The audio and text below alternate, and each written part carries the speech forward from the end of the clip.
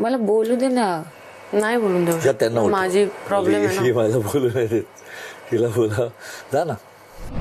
आज बिग बॉसच्या एपिसोडमध्ये जेव्हा विशाल आणि रुचिता हे बोलत होते तेव्हा तिथं संस्कृती आलेली आणि रुचिता तिला म्हणाली की आम्हाला प्रायव्हसी दे थोडीशी, आम्हाला काही गोष्टी करायच्या आहेत. तर विशाल रुचिताला सांगतोय की जा तिथं आणि प्लेट वाजव, आणि रुचिता ती गोष्ट ऐकते, पण यालाच म्हणतात मॅन्युप्युलेट करणं. आणि तो रुचिताला मॅन्युप्युलेट करून सर्व काम करून घेतोय.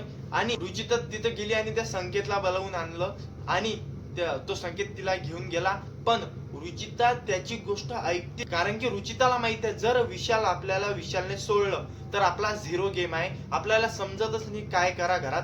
आणि रुचिताला खराब वाटते जेव्हा विशाल त्या दोन्ही जे नवीन कंटेस्टंट आहेत, दोन्ही रेवा आणि संस्कृती सोबत बसतो, आणि संस्कृती जेव्हा त्याच्या जवळ उभी होती तर अनुश्री हे लढली होती. म्हणजे कोणत्या लेवलचं प्रेम हे रुचिता विशालवर करते, आणि विशाल तिला थोडासा भाव नाही देत. तो फक्त त्याचा जो गेम आहे ते गेम पुरता त्याला भाव देणार आहे, आणि संस्कृती त्याला बाहेरपासून ओळखते म्हणून ते त्याच्या संग तशी वागते.